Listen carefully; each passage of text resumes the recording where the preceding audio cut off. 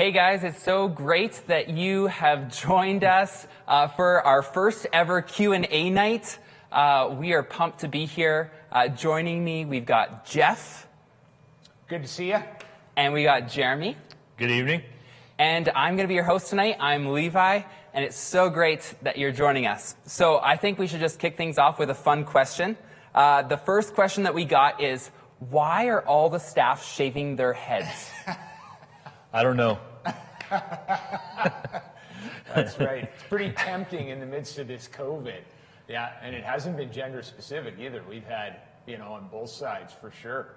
Yeah. Totally head shaving going on. I haven't done it. I'm wearing a toque, but I haven't shaved my head yet. I don't know if I ever will shave my head, but on. My wife has asked me several times now, are you sure you don't want me to try just cutting your hair? So it must be getting bad. Okay, another fun one. Potato chips or ice cream? I'll take that one first. Potato chips all the way, salty snacks. Really? Yeah. Oh, that must be why we work well together, because I'm on the other side of that, man. I'm ice cream, cake, all the way. That's like my favorite dessert. Oh, wait, I didn't know that the cake was an option. Yeah. Yeah, I didn't know cake was an option. And I love going to Dairy Queen, and I know, Jer, I know your son loves going there, too. Yeah. Yeah. He's maybe tried everything on the menu almost. At one time. Yeah. I mean, for me, I'm lactose intolerant, or I've got an issue, so I can't have lactose. But Ben & Jerry's has an ice cream with chips in it. Really? So that's lactose free. Yeah, nice. So best of both worlds. Brilliant. Okay, bringing it a little bit deeper, favorite family vacay? Ooh, favorite family vacation for me? You mean before I was married? Is that the idea? Sure. Before I was married, we took this road trip, huge, from Calgary. We drove all the way down to Disneyland and had a great time there. But then the thing I remember most is just driving back, and my parents let me sit. I was probably about 9 years old. Sit in the front seat all the way back. We drove 21 hours all the way back, and it was just me and my dad chatting it up. So epic vacation. That's awesome. I think probably there's a few that could contend. I'm going to go more for like with kids since I've been married. I would say that our best trip, oh man, one that I really enjoyed actually was when we moved back from Hamilton back here. We drove across the northern United States and just took our time stopping in Chicago and Minneapolis. And we stopped in Theodore Roosevelt National Park, the south site. And it was just a total flyer. I knew we needed to stop somewhere, so I'm like, hey, let's camp in the national park, and it was phenomenal. We woke up, there was a bison grazing right outside our tent, which I know is dangerous, but we thought was super cool. So it was awesome. Yeah, it was really, cool, really good. Man. That's so awesome. Okay, so we've already got a lot of questions streaming in. A lot of them have to do with COVID, our situation that we're currently in. And so I think that's where we're going to start off with some of these questions. So the first one is, how are we doing financially? During this crisis, how are we doing? Yeah, I mean, we have been talking about this quite a bit, and so I've updated a few times, but our congregation has just been amazing, super sacrificial in their giving, super generous. We are doing very well.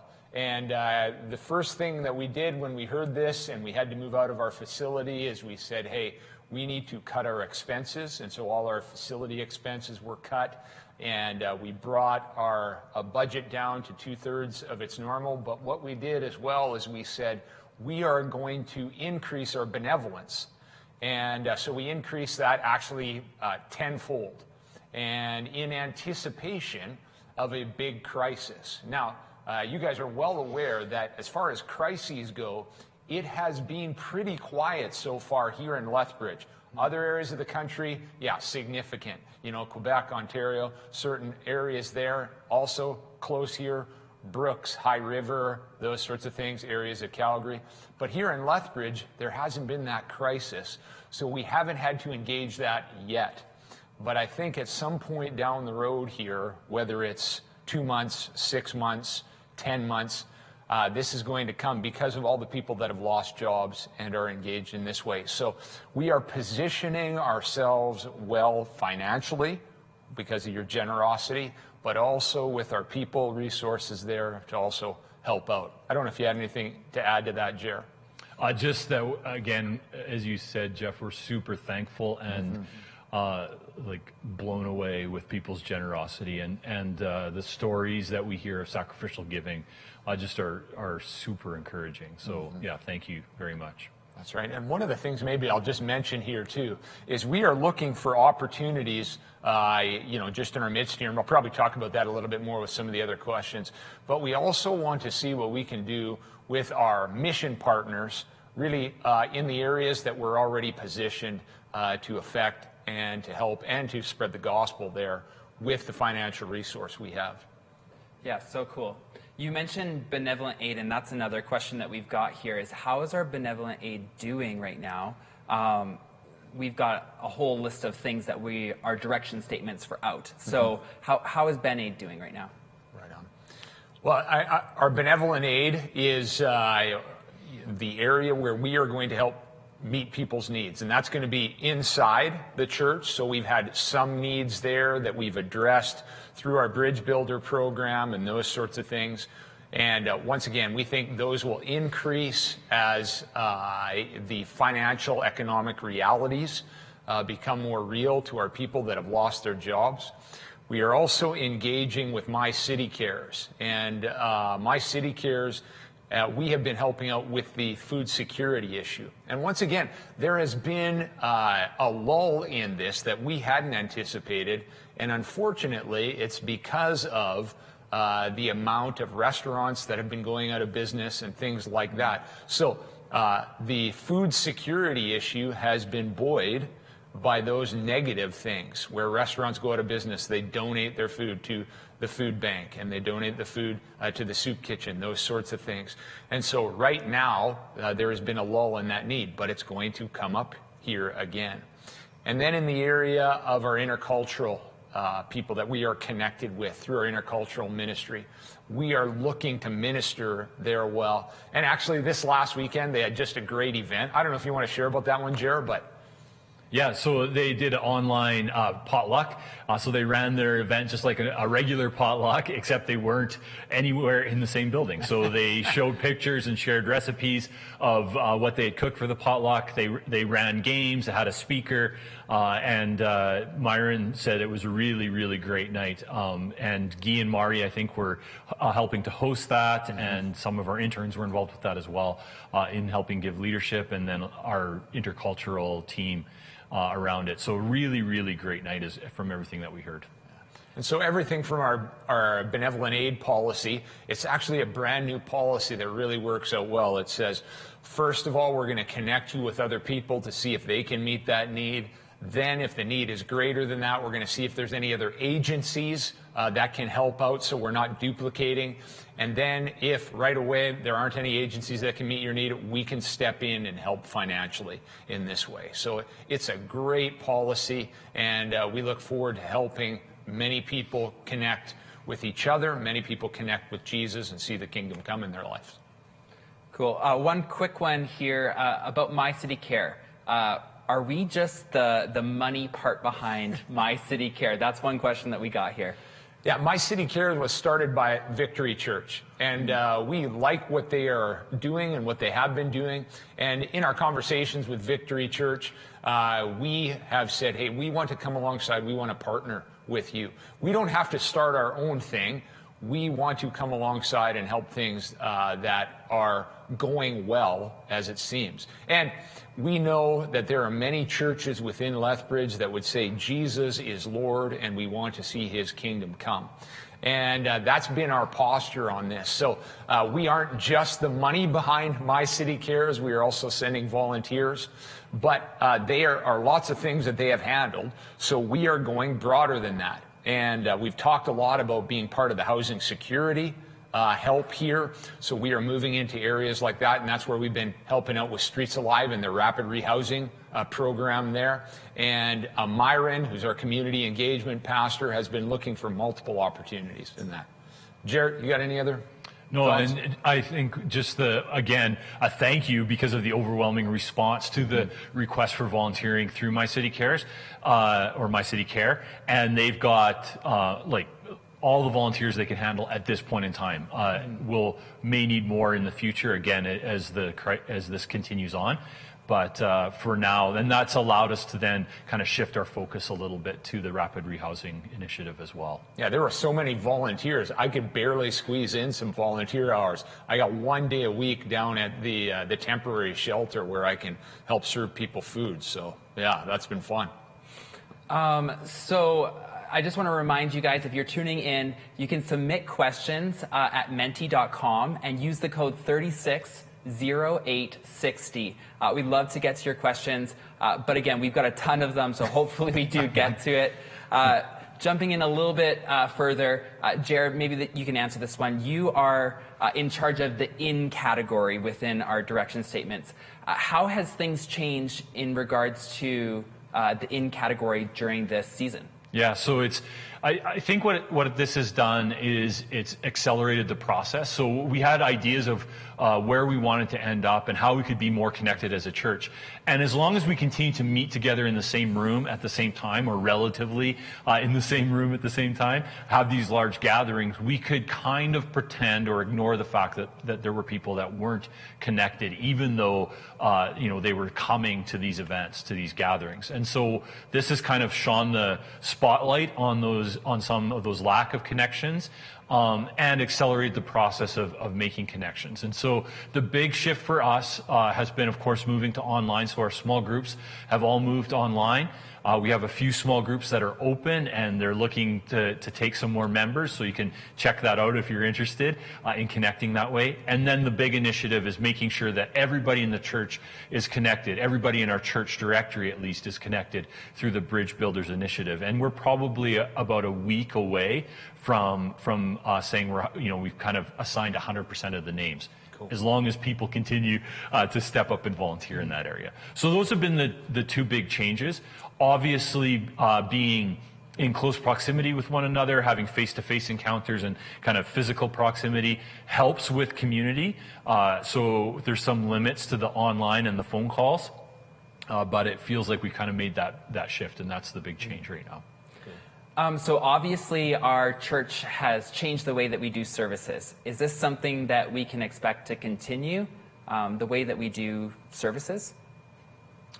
Yeah, I think we are experiencing, and we got some great feedback on our services from our survey that we put out a couple of weeks ago, that people are enjoying, they're engaging, and really, if we go back to our mission, we are about making disciples. People who hear the voice of God, obey, and teach others to do the same. And so our service has really allowed, when we are in your living room or you're sitting in front of your computer, for us to change the format of our services to say, hey, here's an opportunity for you to engage in this right now where you're at. Just hit pause, or we're just going to take a few moments and you can practice what I've just been teaching about. And so we've had plenty of opportunities, either for things for you to do, things for you to think about, things for you to pray about, journal about. And we would love to see that continue in the best way that we can possible, whether it's here live or whether it's online. And we just think that this online engagement is going to continue to grow and will be an area that we can grow. Not that we aren't going to meet here again. We anticipate that someday. Mm-hmm. But we think that this has given us a lot of latitude to make more disciples. Do you think that our facility use will change after? Like, how we use our facility, will it change after this? We've been talking about this as a staff for a while already, in terms of how do we continue to leverage our facility for the kingdom and for the sake of the gospel. And so I hope that, and I hope this for everybody, and I think this is the same for our staff. We hope that when we return to normal, that we don't just pick up and re-plug in everything that we've been doing. That we evaluate some of the changes that we've made right now in response to the situation, programmatically and in terms of facility use, and then create space for some new things, right? Rather than just plug them all back in. And I'd say the same thing for our families. I don't want us just to like, hit go and everybody fills up their schedules again with everything that they normally did. This is an opportunity for us to evaluate what is most effective in pursuing Christ and his kingdom, what's most effective in our growth as disciples and in our maturity, maturing our kids, helping our kids grow and pursue what's good. So all those things, I would say, are part of the conversation that we're having. I mentioned this before, but one of the things in our directional statements was it was all about we need to teach and model how to fully love God and others by living simpler, less busy lives. And we had no idea how we were going to accomplish this in our crazy world. And it says this: the church will help achieve this by simplifying our ministry to its most fruitful core. God ushered in this opportunity for us here to evaluate and to say, okay, I'll help you do this. I'll simplify. Now, what is the most fruitful? And so that's the question we're asking now. Just a little bit ago, I don't know, I think it was Jerry, you mentioned that we are connected. And one person's asking, when you say connected, what are you defining that as? Yeah. I would say it's a bit of a spectrum in terms of what the connection looks like. But ultimately, we want people to feel like this is their home, that they know people, and that they are known by people. And so, of course, that could take some time, and there's different kind of stages along that journey, but ultimately that you feel at home here. And so with Bridge Builders, it's starting with simply a phone call, checking in, making sure that, are you okay? Are there ways that we can help you?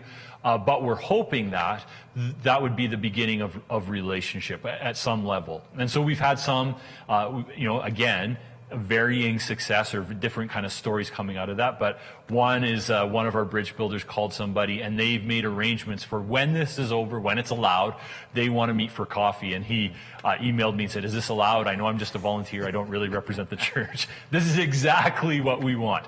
So I think to clarify, just as I was talking, to clarify, that doesn't necessarily mean that every single one of us is going to be connected to a staff member or a pastor. We're just at the size where that is almost impossible to do. But that each one of us is connected to somebody from the church, and we care for one another as the body of Christ. That's the dream. And that's the huge thing there, Jared, is this is the church being the church. The church is not a facility. We've proved that here because our facility is shut down, essentially. The church is out there in the city of Lethbridge. Really, it's across Alberta, across our country, that is being the loving church to other people. So how are you connected? When you're connected to people who love God and you're connected in that way, you're connected, you're part of the church, you're part of the body. Yeah, there's another question here. Is it right to call our online services church if it lacks incarnational community? Or is it just a placeholder? And I think that answers that right there. Mm-hmm. The church is us all scattered. It's not just this building where we meet regularly. In fact, it might be wrong to call our services church ever. That's not the church. The church is the people. So that's right. That was a bit of semantics. And sometimes we use language in a way that everybody sort of understands. So, so there's obviously some restrictions that might be lifted in the future. That's what the government said. Do we have plans moving ahead? Yeah, we do. We're in the midst of making plans and putting together a proposal where we'll follow the principles laid out by, the government, AHS, or provincial government guidelines, and follow through that what we're allowed to do and what we want to engage in at a discipleship level. We will bring people back into this. And I think it's important to note the reason why we did this in the first place was not because the government told us to do this. It's because we love people. We love the least. We love the people that needed us to do social distancing. That's why we're doing this, so that we can protect people who are most vulnerable. And that's what we would do. Matthew 25 speaks about this. Whatever you've done to the least of my brothers and sisters, you've done unto me. And so that's why we're doing this. And what we know is that God in the midst of this is going to create discipleship opportunities, ministry opportunities, ways to see his kingdom come. And that's what we want to capitalize on. And so as we are able to come back together, we will do so in such a way that exemplifies the gospel, brings Jesus' kingdom to this, and grows disciples. I'm so grateful. I'm actually in the vulnerable category, and I remember right at the beginning, before everything kind of shut down, I remember being told that I have the freedom to work from home and for my own safety, and I really appreciate that, me personally. I felt love through that, and so I'm sure our step towards that is showing love outwardly.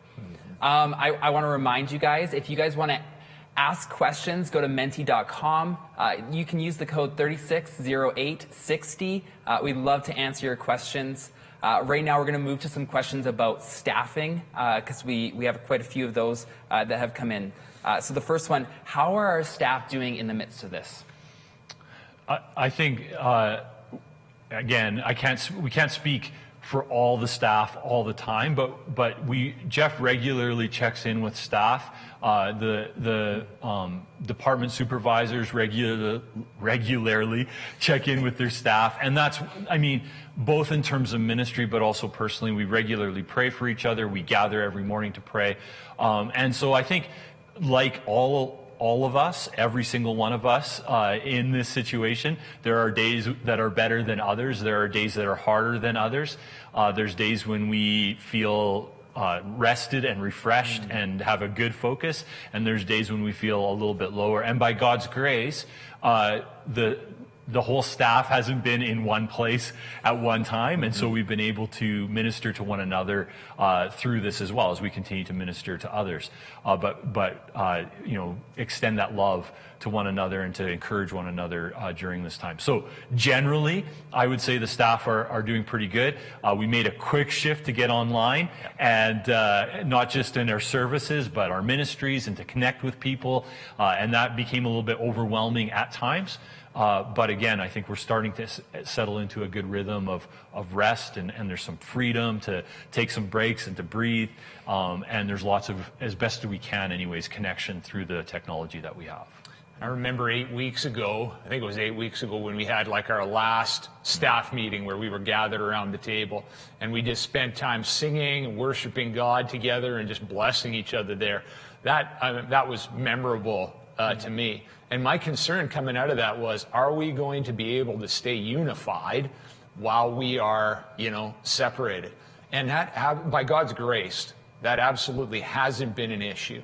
At a board level, we're unified. At a staff level, we're unified. And we feel like at a church level, a congregation level, with the way you guys have been engaging with our services and your generosity, we have had that unity as well. So there is a health there by God's grace.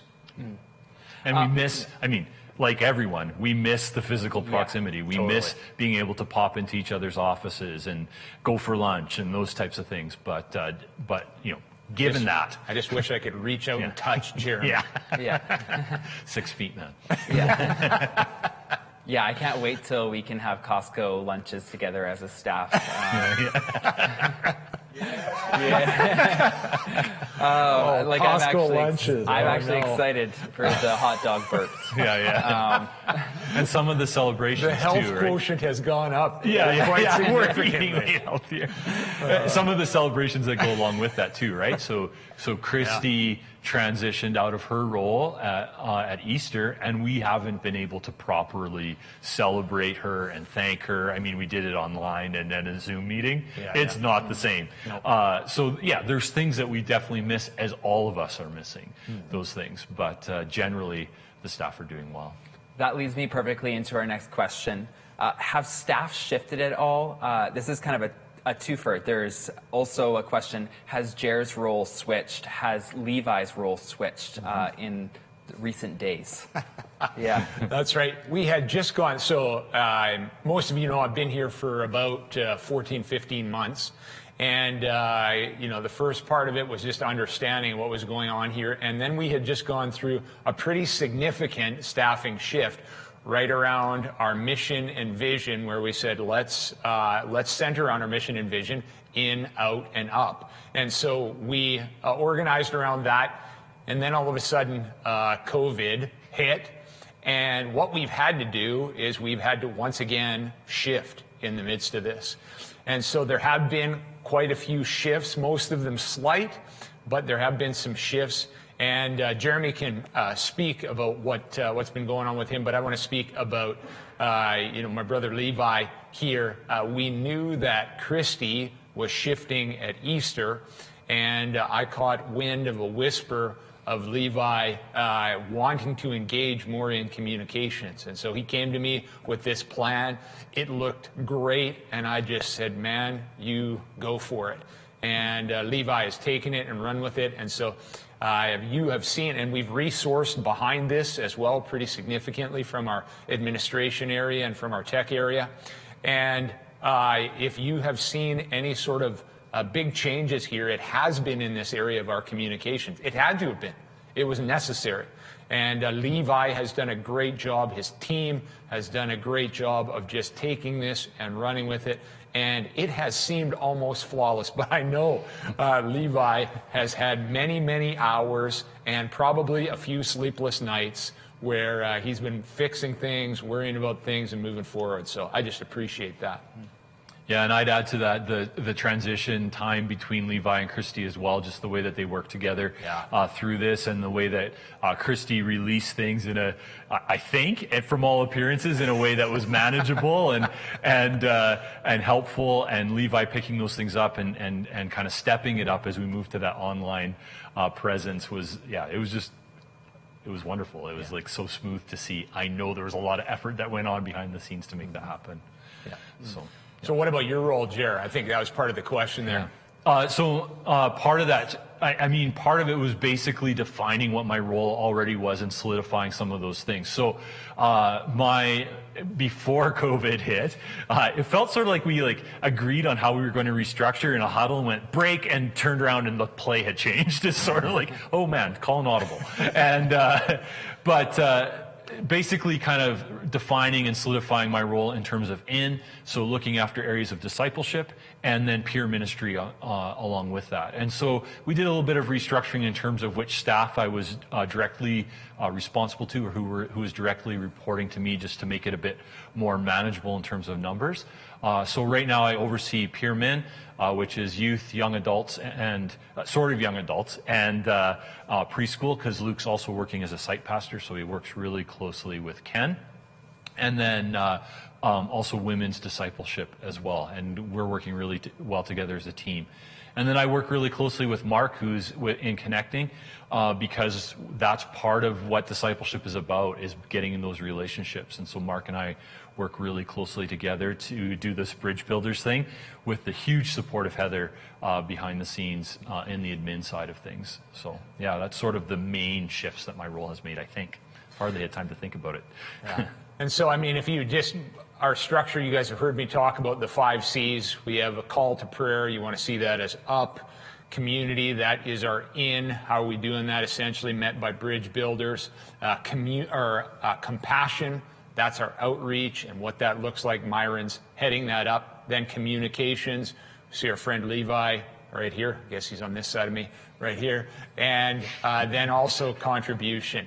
And how are we using our resources? How are we generating our resources? How are we taking this tool that God has put in our hands and using it to expand the kingdom of God? So you see in, out, and up, and then the area of communication and contribution there. So right along our vision and our mission, and we've organized around those things in this crisis time for that, and now it's starting to settle out, and we're expanding the way that we're ministering in these areas. I think part of this goes to, as well, Levi, what are our plans coming out of this? And if as kind of we're guessing, it'll be a slow ramp up until we can gather in large groups again. I think the small group ministry and kind of the community group ministry has an important role to play as well. And that is part of our, playing in the back of my head is, okay, once we can move to groups of 15, with less physical distancing? What would that look like? How can we get as many people as possible to connect in those groups, or in neighborhoods if we can get up to groups of 25? Could we go back to, like we did that first week and then we had to change it right away? Could we go back to encouraging people to gather in homes to participate in the service together? And so these are all things that I continue to work on, and we'll need people's help to step up and offer to host those kinds of things or lead those kinds of things as well. Just some clarification on my job. So one person has asked, so who's doing youth now? So I can actually answer that question. I'm still part of our youth ministry. I'm actually 50% time in youth min and 50% time in communications. But we have an awesome youth staff, youth leadership core team, and also an amazing leadership team, all working extremely hard to do ministry with our youth. And so I feel like, yes, I've pulled back a little bit, but our youth are in such good hands. Chelsea has been an intern with us. She's been rocking youth since day one when she came. She's been walking alongside me. We've been doing high school youth together, and Jared is still killing it with middle school. And so we haven't seen any areas there. I'm still totally involved, and the plan moving forward is for me to still be involved with youth ministry. Any other switches, any other things that have kind of changed for staffing? I think we just want to mention our janitorial staff here. We had a couple of 3 part-time janitors that we laid off as a result of this. But outside of one of the teenagers that had just been working for a few weeks here, the other 2 were able to apply for the CERB and actually are doing better on this sort of assistance right now. So when the facility opens back up again, we will need more engagement in that. But for now, that has been one of the shifts in that way. And we are continuing to check in and make sure that we're taking care of our janitorial staff in this way.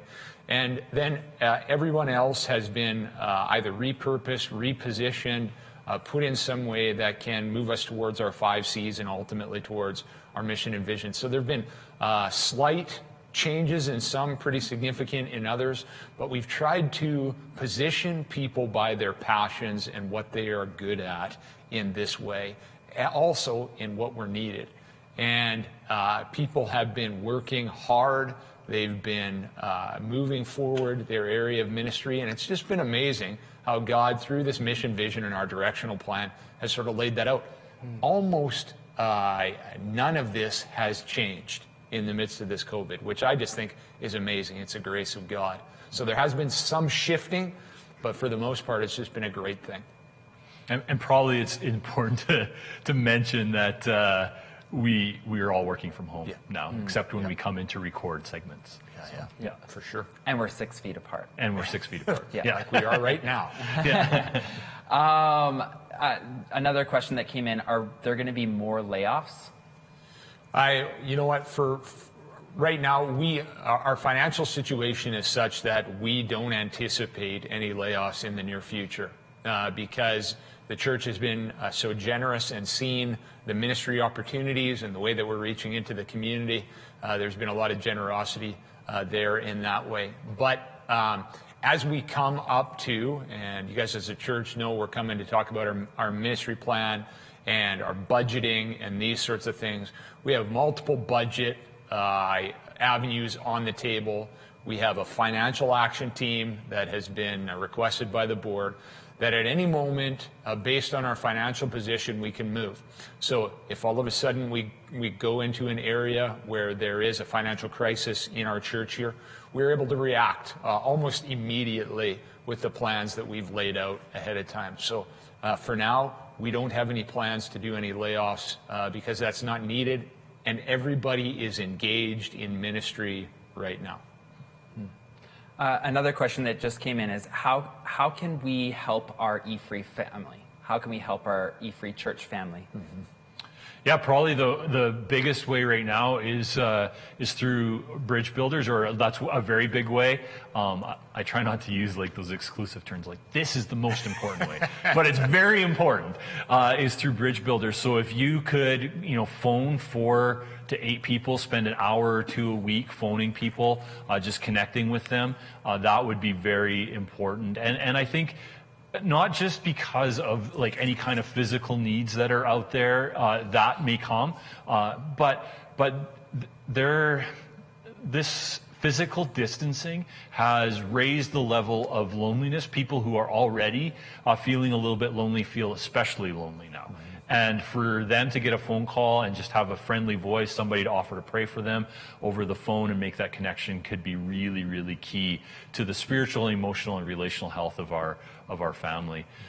So that would be the thing that immediately comes to mind. In the immediate is if you could offer to do that, we will support you and train you and resource you and get you everything you need during that to make that happen. Yeah, Ephesians 4, I mean, this is one of the passages that we've been meditating on as a staff, says, now these are the gifts that Christ gave to the church, the apostles, the prophets, the evangelists, the pastors, and the teachers. And their responsibility is to equip God's people to do his work and to build up the church, the body of Christ. This will continue until we all come to such unity in our faith and knowledge of God's Son that we will be mature in the Lord, measuring up to the full and complete standard of Christ.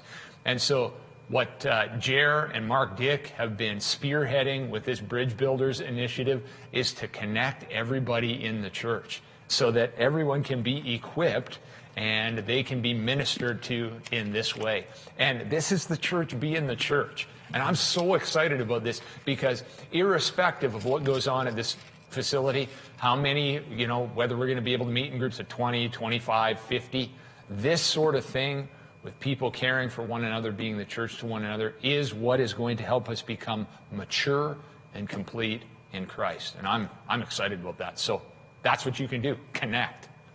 Geoff, one of the verse 16 has been the one that's sort of been jumping out at me. I mean, everything in terms of the equipping, the growing in faith, but it says, from him, the whole body, from Jesus, the whole body, joined and held together by every supporting ligament, grows and builds itself up in love. And so what are the supporting ligaments? Right now, it's like phone lines and internet cables and the Holy Spirit that draws us all together. But these are the practical means that we can use. So you become the supporting ligament that connects somebody else to the body. Me? Yes, all of us. So when things go back to normal, is Bridge Builders still going to be a thing?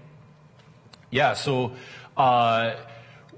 again, we're mainly doing this in response to the current situation, right? To make sure people are okay.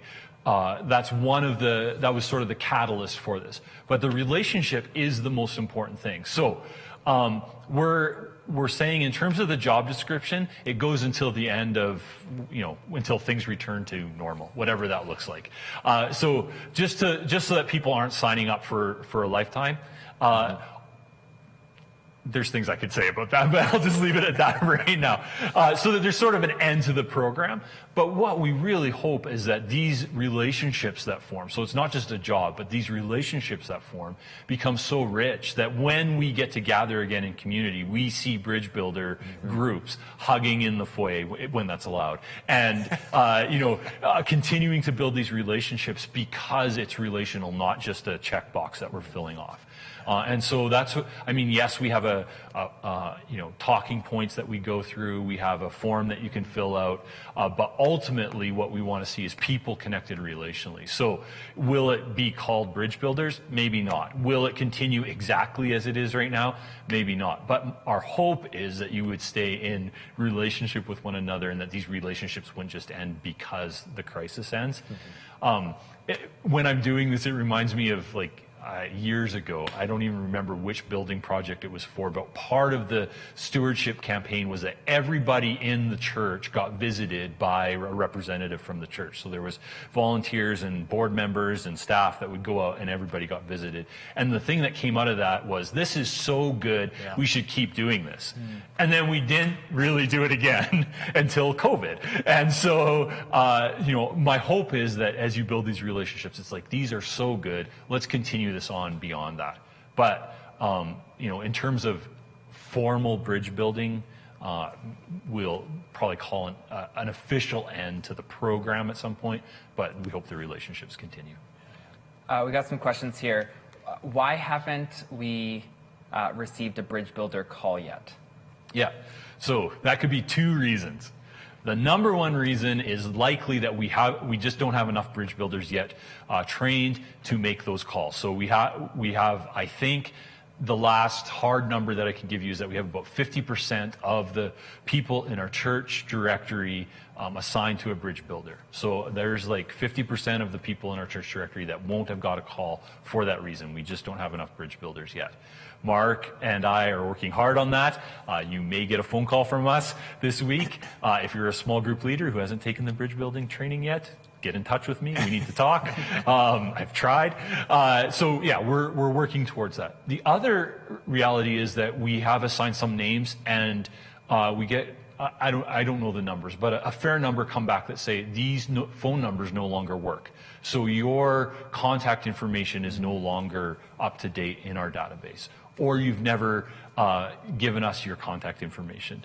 So if you know that to be true for you, if you know you've moved recently or changed phone numbers, you might want to update that information. I think you can just do that through the website, through the contact form there. Yeah, yeah, you can.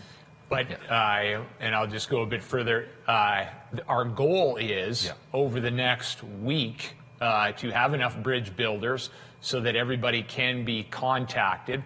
So I would say by when, Jer, if you haven't been contacted by this time, it would be good for you to check in. What? Yeah, this time, I'd say by the time, our goal is to have it ready by next Thursday, so a week and a half from now. Hopefully we'll have recruited enough bridge builders by then and give them a few days to make some of those phone calls. Again, if they're spending an hour or two a week, we just want to make it a reasonable time frame for that.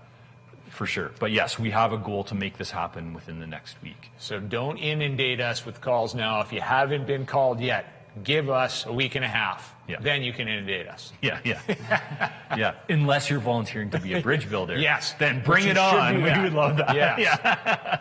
Or if you're really in need, you can go to our website and hit the need support button. 100%. We'd love to support you. Yeah. Anytime. Yeah. Just hit that button. We'd love to. We are equipped to meet your need right now. So if you have an issue right now or you need somebody to talk to, go on our website, efree.lethbridge.ca, and click on that bridge builder. I need some help. Yeah. Just some clarification about bridge builders. Will someone call the same people each week, or do they call different people depending on the needs and how we can support people? Yeah, so we're basically leaving that up to the, so let me back up. The bridge builder will be assigned 4 to 8 names. Those are the people that they will connect with for the duration of this, unless they tell us they're ready to take a few more names on top of the names that we originally gave them. So they will stay in contact with you with your permission for the duration, and sort of based on the need, right? So if they've called a household that has really high needs in the moment, they may not call you for a couple weeks because they're helping this other household get stable, get the things that they need, and most of their time and attention is being put there.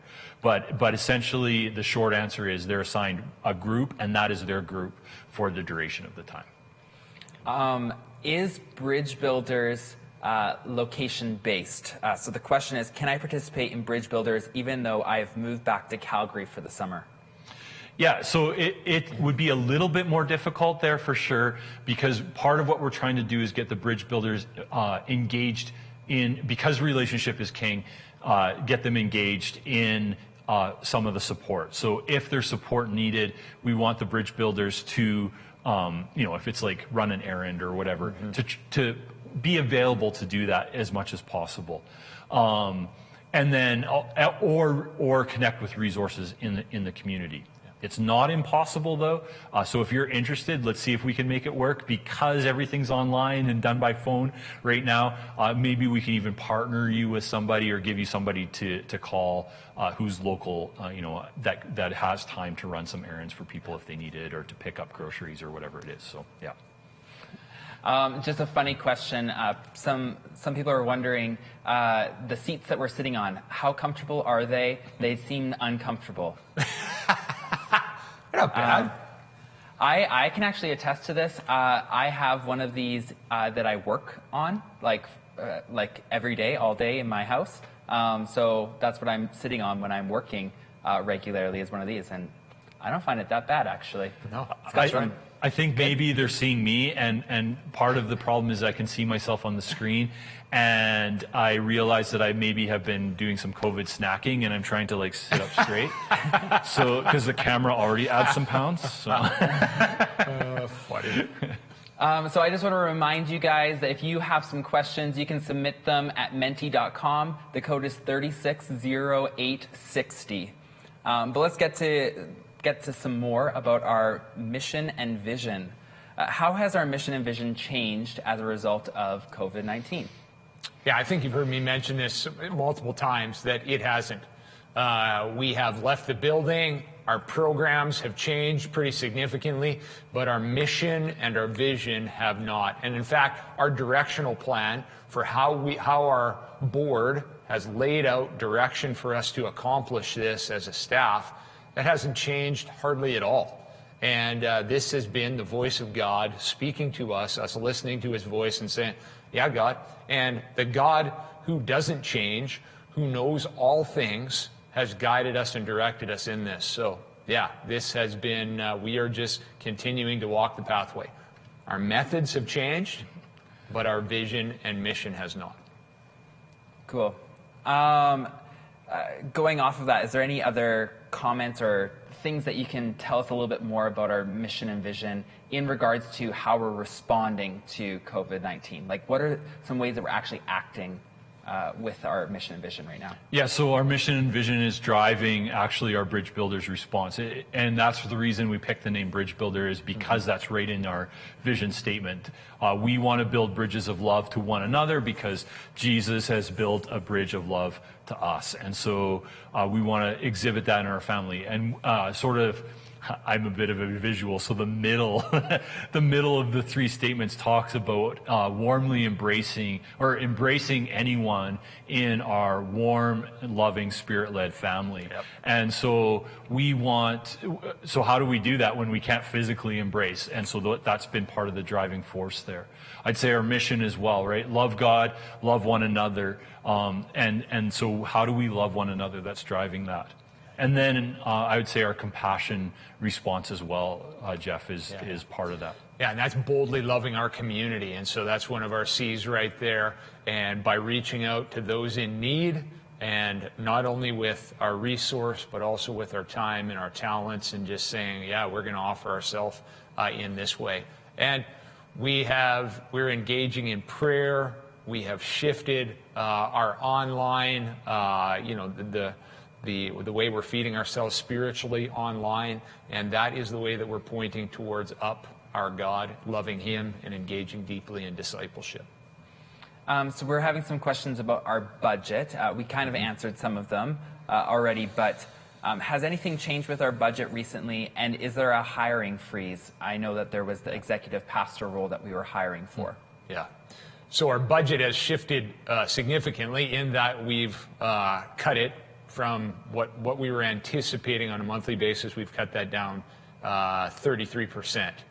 And so we are running on more a shoestring budget. A lot of that has to do with our facility, and we've put a freeze on all our expenses.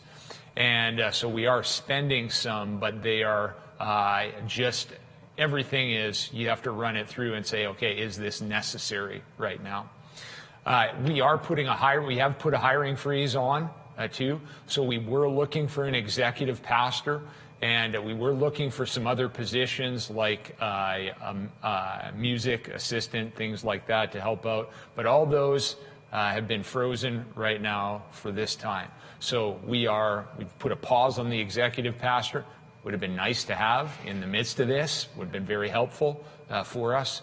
But lots of people are stepping up and stepping in. And like we've seen with Levi here in the area of communications, Levi stepping in and doing a brilliant job. And so God has provided what we need for our staff in the midst of this. Are there some examples of staff innovation in this changing landscape? Oh, man, so many. And this is one of the things that we've been emphasizing, and I continue to emphasize, say, now is the time to try things. And so this right here, I mean, this is the first time we've done this. We're sitting here because of what the tech department has done. You've seen our services, literally, first week, we're in the auditorium, we're basically filming a regular service. Next week, we shift out of that into this, into our studio, which is actually our kids zone. And, yep, there we go. And then, third week, we are shifting once again. And so I think this is like the third or fourth iteration of how we're doing our services. Part of it is because of what we want to accomplish in discipleship. Part of it is because we're talking with people saying, what is moving you closer to Jesus? What we're doing in our communications, what Levi is doing there, once again, innovation. We're moving, it's moving quickly, it's changing, it's going well. All right, just go on. Bridge builders, this whole thing, boom, innovation. Youth ministry, our middle school ministry is moved exclusively online, and they've experimented, innovated a little bit with different formats of that, and seem to have kind of settled into they need that large group gathering still, so they gather via Zoom in a large group and then split into their small groups, whereas high school ministry, after experimenting with a couple different formats, has discovered that primarily the small group is most important, and so they've moved almost exclusively into a small group kind of setting in ministry via technology, and we'll do occasional large events. I'd say Deeper's the same way. They wrapped up. They were scheduled to wrap up their Deeper semester last week, I think, or the week before. And so, what does this look like moving forward? And they've experimented with a couple things, and we'll continue to try some different formats as they move forward. How do we? Online small group works really good for people who are already connected with us. What about new people coming in? And so those kinds of thoughts and innovations are continually, and conversations are continually happening. Yeah, what Glenda's done with women's ministry, I mean, they've just done great things there. Glenda has led that well. Pam, she's helped out with bridge builders, helped connect people in this area, and then also has moved divorce care, and our grief share completely online. And so just the things that everyone has done, you could go down the list. They're innovating, they're moving, and I'm just saying, keep going, keep trying, what's going to work. And there's some great, Rosie and Matt have some great resources for families and parents on their Facebook page, so E-Free Kids and E-Free Preschool and Nursery. So if you look those up, Rosie's posting something every day, just one thing a day, and she has a bit of a schedule for that. Some activities to do, some things for parents, things like that. So constantly changing and doing new things. We do have a question here about our kids' ministries. Why aren't we doing kids programming on Sundays? See, we'll buzz in on that one. I think partly, I mean, Geoff, you can correct me if my perception is wrong. Partly that's because we have kids ministry programming up during the week, and you're going to see continued innovation in that area. So I know that they recently released a video about communion. There's one about baptism. Is that coming? I think that, Levi, you have the communication schedule. That's coming tomorrow, maybe? I think it's coming tomorrow. It's supposed to be. Okay. Yeah. So there's some, because we're kind of doing the midweek kids programming, we haven't run a competing kids ministry at the same time as our services. But part of the innovation is we do the survey and see what age group are we effective in, and is this effective for kids, and then we'd have to take that information and take some of this feedback, some of the questions, and say, okay, how do we continue to engage families and disciple families and equip families to disciple their kids well? That's right. And I think we've tried to do a few things in our services for, with kids ministry, having Matt come and tell the story and engage in this way. And so we've tried a few things, and that's what it is. And what I've encouraged the staff is we need to fail forward. we try some stuff. If they don't work or we get some different feedback that it's not working our discipleship pathway, I think we've heard you and said, this is something that we want to engage in a little bit more deeply. And our children's ministry has heard this as well and said, okay, we're going to engage in this more deeply. And I mean, we're looking forward here in a couple of weeks to starting the book of Daniel. We're going to be preaching through the book of Daniel, and there are going to be some kids engagements there, some greater communication engagement, discipleship engagements there, things that we're learning and growing in so we can help you grow in your discipleship. How have we changed the way that we are doing ministry with our seniors? I think we have, so we have posted 2 hymn sings so far. And so that's because, again, we know the familiar music is really important all the time, but especially during this time. And those songs have a rich history and a rich theology that we can draw from. And I know that Dave Acree and the Primetimers lead team is working at making sure that they connect via the phone, and also asking the question, are you able to connect online? So are you getting the online services and able to engage in that way? Are you getting the updates? And if not, then we'll try to find ways to make sure that people continue to participate and engage with the church family. Yeah, and this, our first hymn sing there had something over 1,000 views. I'm sure it's up over that now.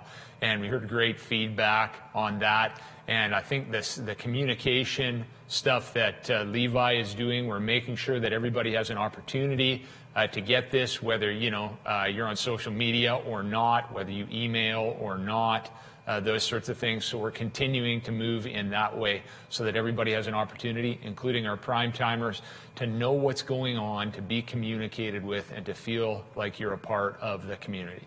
Yeah, we are in process of trying to figure out a plan to even deliver materials so people can engage throughout the week. Cool. If they don't have any technology at all. So we're working on stuff right now. Some other funny ones that people are asking. Jer, how's your sock game tonight? Yeah, I was hoping my socks would show up on here, but it's cutting off just at the ankle. Nice. That's looking good. They look pretty good. Yeah. I'll wear them again on Sunday if I'm hosting, and then you can see them. Hopefully you wash them first, but yeah. Laundry day's Friday. Yeah. Another funny one that we got in here is, what did you name the head? Oh man, we had some good names. Adults thought they were so funny. So funny. So we had Johnny No Body, we had Ned the Head, we had Shaquitha, we had the mom didn't know how to spell that one. We had Ronald. I like Ned the Head. Everard, so clearly some Harry Potter influences coming in there. The adults all thought like, Maria Antoinette lost her head, John the Baptist, people in the Bible. John the Baptist, that's pretty dark humor. Yeah, man. right? Come from our congregation. Yes, bring me the head. There is so I attended Briarcrest, you attended Briarcrest, Yep. You attended Briarcrest. I did. We are all Briarcrest people, and there is a head that looks kind of like this called John the Baptist head. And it's a competition between dorms to steal this head. This one doesn't look quite the same, but yeah, it's a good name. Nice. It apparently has a name. It was named Ian. Ian. Yes. because Ian did most of the preaching, and so they had it, about his height on a microphone pole, and then they could set the lighting to make sure that Ian's face would show up. So this was Ian for the longest time. So and it sort of had stock apparently in the tech department. So by us renaming it, we co-opted their whatever. Anyways. Yes. People are wanting to know what Glenda named the head. Yeah. We'll have to ask her next time she's available for sure. What's amazing is that we've been asked back to host the service again next week. So get ready. Weird stuff around the church. Okay, a couple other ones that are a little bit more serious that I can just kind of answer quickly. If gathering restrictions are let off by the summer, are our events going to start happening, such as Identity? Most likely, no. We are planning to shift our Identity Youth Conference depending on what's happening with the COVID situation. let's be honest, to put on an event like that, it takes a lot of work, a lot of prep time, a lot of meeting ahead of time. And so that stuff still has to happen. And in order for that to happen, we need months of planning. So we're going to shift. That doesn't mean that we're not doing anything at the end of September or early October. We've got something. We're planning some fun things for identity. But same thing with all of our events. Everything is shifting, but that doesn't mean we're not doing anything. We're just going to innovate and do it a little bit differently. Interns. This is a quick question for you, Geoff. Interns, is there any thought about what that looks like moving forward? Yeah, and I mean, we have a good plan based on what our staffing is going to look like in this next year, and that'll be rolled out really in the next couple of weeks. And it's going to be based on budgeting, and we have preliminary budget into our elders. They're looking this over and going over this here. And then out of that will flow our staffing plan. And as I've mentioned to you, we're putting on a hiring freeze in this way. So what's it going to take for us to resource for this next year? That's going to come through our budget, through our vision, those sorts of things, so those tools. So there'll be clarity on that in the coming weeks. One last one. How can we pray for the staff? Such a great question there. And we know that you guys have been praying without ceasing for us here. That is the first C, is a call to prayer, because the foundation of what we're moving forward in is Jesus Christ. He is our, as Psalm 62 says, He is our rock and our fortress in whom we will never be shaken. And so if you guys can pray for us a sustaining grace, if you can also pray for us, we want to be, as Ephesians 6:10, we want to be empowered by the power of God. And we know our struggle is not against flesh and blood. It's against the rulers and the principalities of this world. So pray that we will proclaim and live the gospel boldly as we should. And then remember to pray that for yourself, that we as the church move forward, because Jesus said, upon this rock I will build my church, and the gates of hell will not prevail against it. And so we can move forward in that way there. So some of the specific prayer requests, Jared, what are a couple things that come to mind? Well, I would just say that, however you're feeling, there's a good chance at least one of the staff is feeling that on that day. So when you're feeling a little bit anxious, there's a good chance one of the staff is as well. When you're feeling a little impatient with the restrictions and a little rebellious, when you're feeling like you want to answer all the comments on Facebook that drive you crazy, when you're feeling impatient with your kids, any of those things, when you're feeling joy and things are going well, there's a good chance that somebody on staff is having similar feelings. So let that even be a trigger for your prayers for us, in those moments would be awesome. And then, we don't want this we don't want to maintain the same thing that we prayed when we were going through the transition between lead pastors, is we want to advance the glory of God, the kingdom of Jesus, and the gospel. And so we want to empower you. We want to continue to move as a church and as individuals that make up the church to do that. And so we just want to, I would say, pray, your kingdom come, your will be done on earth as it is in heaven. Mm-hmm. If you would pray that for us and for our church, we'd be thrilled. Yeah. And I mentioned this to the staff a few times here, is we just don't want to survive. We want to thrive in the midst of this. And that's what our God wants for us as well. So we appreciate your prayer support. We appreciate the way that you've loved this church well, and the way that you're moving forward and you're engaging. We are so thankful to you, and we're so thankful to our God and Savior, Jesus Christ. All right, I want to thank you guys for joining us tonight.